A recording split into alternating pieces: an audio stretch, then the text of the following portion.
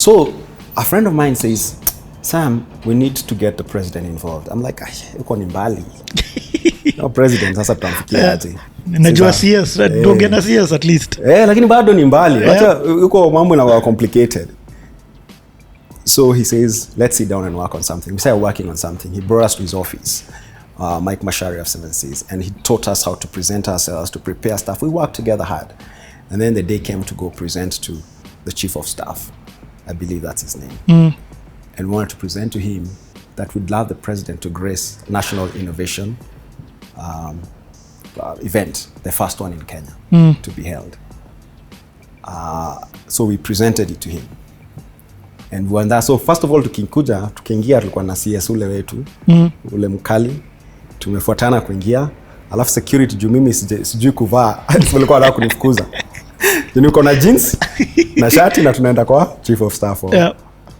Sikia security amesema, wewe unaenda wapi wewe? Wewe baki nyuma. Alikuwa fikiri mimi ni dereva. It should have been okay. It should have been okay, honestly, because I've been a driver to my chair lady for my board a lot, and it has turned my life around just going for those meetings. Another story for another day. But akaambua na huyo si achana huyo ajui kuvaa suti. So nikaingishwa kwa lift. Tukaenda tukakaa chini. Tukaexplainia. There's some smart people in government. Sasa akatuangalia akasema, no, I don't think this is worth the president's time. Alafu boy wetu akasema, let me just try it for another 5 minutes, please. Akapata, okay. Akaipresent in a different way. Phone call ikapigwa. Sijui nini. Sinaona tu mse kwa simu, ngojeni. Leo. Sijui nini. Kuna tu vitu zina happen. Alafu, okay, president will come. Okay. Tukatoka tumefura. We've built the first National Innovation Forum in Kenya. And the president is coming. KICC tukapanga kila kitu nini. Hatuna budget, tunajua tuna operate on our own. ICT board hapo ina support. Alafu siku hiyo kufika kulikuwa na mtu akuja apeleke president around. Alikuwa appointed. Sasa hiyo tu kabla president akuje, one of these media personalities akaitisha budget sijui ya nini. Kuna kitu ili happen, akakataa kukam. Kasukumiwa mic. You. Sasa ndio huyo mazee president anakam hivi. Nimeshika mic na mshonini. Akaanza akambua, he's a very friendly guy. Tukashikana nikaanza kumwalk around, sasa kumguide around. Yo. Nikamguide. Alafu kuna mtu alikuwa amechukua kola yangu, akaiweka juu ya koti. So unakaa fala fulani huko hivi. Unajua vitu zingine. Koti kola iko juu ya koti. Na kama sehemu fulani ya mtoka ushago tu saa hiyo. Nikamtembeza president. Alafu kwenda nikamshow, just visit the hubs, come see what we do. Nasema okay, akaishia. Alafu nikapaki ni make speech. Mimi nilikuwa najua job yangu ni ku make speech. So the previous night nilikuwa nimespend nikijirecord kwa speech na replay back na soma speech yangu na playback. Nika playback video ka 10 hapo dining room. Yaani watoto wangu nafikiri sikio walikuwa tu awake. Nikaenda nika present, nika speech nikasoma. Kuna watu wamecheka wamefurahi, nikatosheka nikaenda nikakaa chini. Yeah. And then so I think a month or 2 months later, that's when he came to visit. So okay, but yeah. Okay. Let's talk about then the day he comes to visit. Yeah. Did you know he was coming? No. So it was really impromptu. Yeah, so first and foremost, he listened to you. I don't even think he was coming to see me specifically. He was just coming to the building and he just wanted a tour of the place up. I don't even remember how. No, but he listened to you when you told him, I think you should just give... Nimetuma ka tweet huko nikasema, who can invite President Uhuru Kenyatta to come and visit us? I still have that tweet screenshot. Nilikuwa nimesendia message to the universe. Okay, so what happens? I think he came on a Sunday, if I'm not wrong. No, it was a weekday. It was a weekday, because we were doing audits and he was on 3rd floor. Did you know he was in the building? So somebody ran over, said he's in the building. Na sikuwa na viatu. Mara mbili tu nikafikiria wanacheza na mimi, so I rushed outside, picked him, came over. We just what do you mean picked him? Like unajua vile nimwambia come. Okay. No, he had welcome. He was in the building, alikuwa 3rd floor. And so he was coming out to your floor. I mean yes. to your office. He had just entered MLab, he was coming out. So nikamwambia I'm here. Nikamwambia let's go. Nikamwambia come upstairs. Kapanda na mimi stairs. Tukawacha security nyuma. Sasa at this point mi sijuagi protocol ya kudeal na president. Sina tushatoka tushapanda stage, tushawacha security huko nyuma.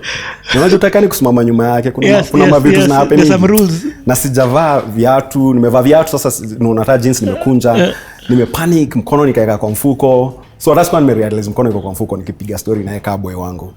Nakumbuka alikuwa amesema kuna mtu anani-intimidate, nilikuwa nimelemewa. Anyway, it's nice, like it is a hard So what did you show him when you we just talked. We just talked, and my request was simple. I said, number one, let's make sure that every company that gets registered in Kenya has a tax holiday for at least 36 months, because most of the time we're struggling to make business, but then we're being taxed. So it's just so difficult, even for a young person, to manage finances and still manage business with such high expectations from the tax. The taxman. So can you just give us a 36 months tax holiday, that no taxes for a young business for 36 months as long as they meet a specific criteria? So ideally we stop killing businesses before they grow. That was one. Two, can you just reduce taxes for hardware imports, for technical stuff like making phones, making computers? Make the tax low so we can make Kenya a country that can produce, phones and produce robots and produce things like that. There was a third one. Can we create a fund for investing in startups across the country? So government-led fund initiative. It's not just a youth fund, but it's led and designed in a manner to support innovations. Kulikuwa request nili make. And I'm okay, fine, put them in a proposal and just send them to my office. Yeah, okay, I'll do that. Kachaka kidogo akaishia. What did that moment do to you? Niliamka nimetrolliwa. Unatembea na president ukiwa na mkono kwa mfuko kama una adabu. He was so you should at least have manners. Alafu there was of course a whole group of people who were like, hey, that was impressive, whatever you're doing, to be recognized. And it was good. It felt really nice. I felt very affirmed. Things never worked out the way we talked. But it was a good moment for affirmation. Yeah. So now people now knew Nailab. That was a moment where everybody now knew who Nailab is. Because we were tweeted from the president handles, we were on the news. A lot of people did not know us before that. So that was another changing moment for us. It set the expectations extremely high. It created the notion that I was a Jubilee person or a politically aligned, which I wasn't at that point. And I'm not right now. I was going to ask. I went through my period of trying to be supportive, and I know that's not my area. Politics, never again. And now people would be making requests for me to make the president, or they'd be tagging me with issues, and I was like, dude, it was just we're not friends like that. Have you had a conversation with him again? Yeah. I showed him Kuhustle, which I had built for a marketplace, and he saw it. I think one or twice. Just those ones, quick ones. Hey, how are you doing? I'm fine. And then, nothing much. I don't remember anything significant that I've had with him since. Globally, me, in fact, after that, I was just like, hey, Kwani, Sam, now everybody is meeting him. I think next was... No, actually, the best person was when I met Kibaki. That was for me, was a good story. I'll tell you a story. I'm sitting in my office. The chair lady of my board of directors said, what are you doing? I say, I'm working. She says, okay, my driver is not available and I need to go for a meeting. And I want you to drive me. I'm like, okay. Sleeve up. She's my mentor, right? She's my friend and my mentor. She needs a driver. I'ma be there. I'm going to be there. Jump my car, go pick her up, go to Muthaiga. I walk into this meeting. She's having a meeting with Kibaki. Was he president then? No, he had just retired. Yeah. So, Meza, viti, alafu kuna hizo viti za second level. Sasa mimi nikajikalisha second level. Nilikuwa nimeshtuka. That was one of my Kibaki. Best moments of my life. Kibaki.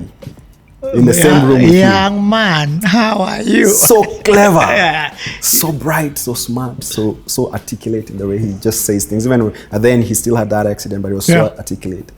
And then at some point, when people were having lunch, Kibaki seated over there, my chair lady goes like, come.